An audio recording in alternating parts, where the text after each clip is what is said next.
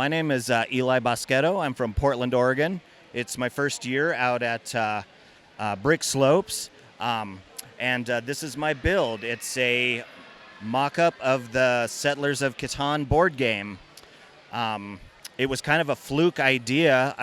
We play at home with friends, and we have some little Lego sheep, and somebody commented, wouldn't it be awesome if Lego did a Catan board and used these little sheep? And so that's all it took to spark an idea and start collecting parts to build my own Lego Catan board.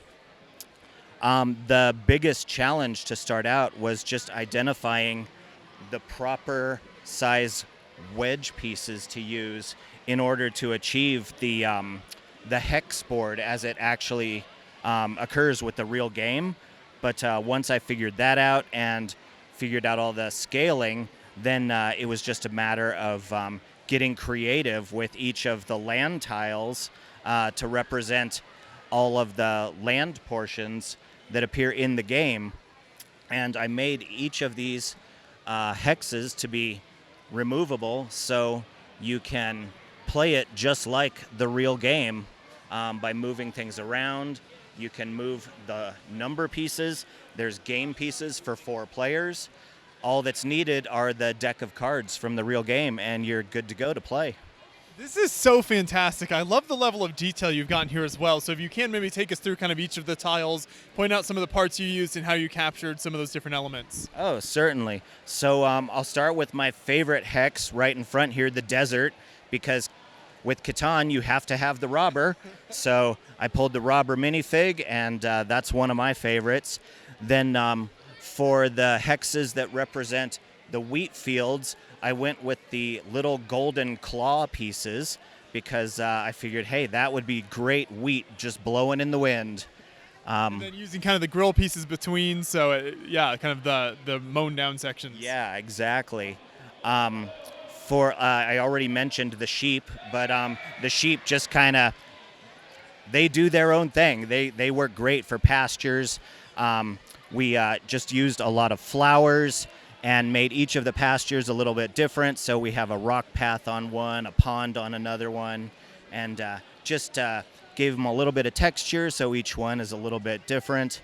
The mountains, of course, are the biggest pieces, and we just got real creative with using tiny slopes and little bits to represent the rock work. We've got some glaciers and some water features to represent the big alpine mountains, to represent the stone mountains within the game. And perhaps the most challenging ones to build were the quarries, because in the game there's a section of hexes that represent brick quarries. And so I noodled a bit on, how to, what could I do to represent a quarry? And so it was like, we have already got mountains, so I don't want to duplicate mountains, but maybe I'll do something that looks like a pit or, a dig or something like that. And of course, they're all color coordinated to match each of the land tiles within the game.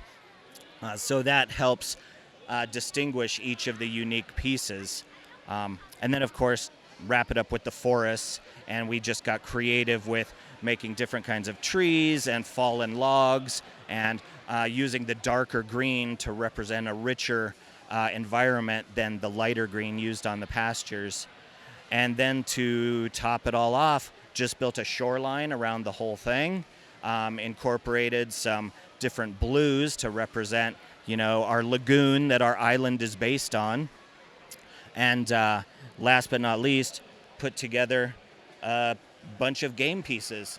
So all we need to do is pull the dice and the deck of cards from the actual game, and we're good to play a real game of Catan with Lego. Talk a little bit more about kind of the struggles a little bit of maybe of building at this scale. What are some of the challenges there? Because you've got very few pieces you can work with, but you've got to capture so many different elements here.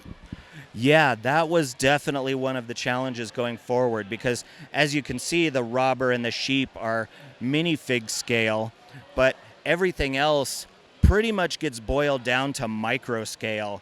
And this is honestly the first time I've attempted a microscale build. Most of my other stuff is minifig scale or UCS scale. So that in itself, building in a different scale, was just a challenge. So it just took lots of tinkering, using lots of little parts.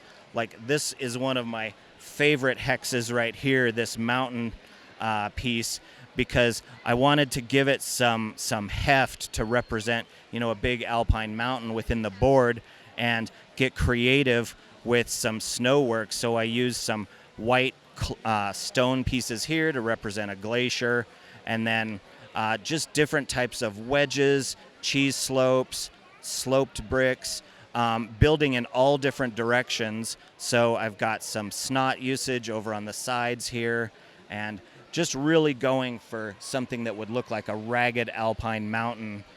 It helps that I work in the mountains, so so I'm familiar with these kinds of landscapes and how rocks interact and work with each other. And then, yeah, of course, like for the trees too, those were another challenge, because we were like, okay, we want different kinds of trees to give the tiles some more depth and character, instead of just using, like green cones or something. So these upside down stems worked perfect for making fir trees. And then I opted for the sand green little cone pieces for some spruce trees. I gave them each different color rods to represent the different types of trunks that these trees would have. So really wanted to mix it up and just use a lot of color, a lot of texture and depth to give it a really unique look. One thing I noticed when you pick up those different pieces is that underneath there you've got some tiles. So how did you kind of do that structure underneath so you can easily remove things and place them on the board? Oh, so that's a great question. When I originally concepted this, I knew I would probably be traveling with it, and so I built it to travel. The board comes apart into 4 pieces, and then like underneath, I'll show you here. I developed a grid, and I just happened to have like 5,000 of these lime green tiles laying around that I never knew what I was going to do with. But then it struck me, it's like, oh, you're not going to see them. So these would be great to just lay out a game board grid. And so I built them in there so that each of the hexes would nest within one of these sections, so that once you lay the hex down, it won't jostle around.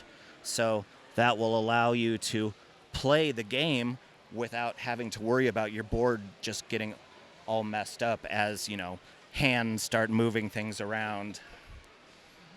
This is so great. So I'm assuming at this point you've used it to play some actual games of Catan. Actually not yet. I only finished this just recently and was showing it at my local lug, and everybody was so excited about it. They were like, okay, we're going to start having Catan game nights after our lug meetings. Because I would be interested to know, once you start putting the roads and everything on there, the cities, how that affects the game board, and will pieces start falling off? It'll probably start getting a little bit messy. I intentionally left space within each of the corners where you would actually place some of these elements in order to give you the room to actually put the pieces down. Of course, being how crowded it is, it will get a little bit crowded once a full game gets into play, but it'll still be worth it to play Catan and Lego. Yes, this is fantastic, and it's cool to see such an iconic board game represented with Lego. Do you have any plans or thoughts to maybe build any other games like this in a similar scale with Lego? Honestly, this was just such a crazy out-of-the-blue idea that came up. I don't presently. I'm currently working on a big collaborative project with a friend back home in Portland that we're hoping to have finished next year. But once we have that done, who knows what I might be. Maybe Ticket to Ride might be next. Ooh, there we go. I love it. Well, keep up the great work here. Excellent work, and thank you so much for taking us through the build. Thank you very much. It's great talking to you guys.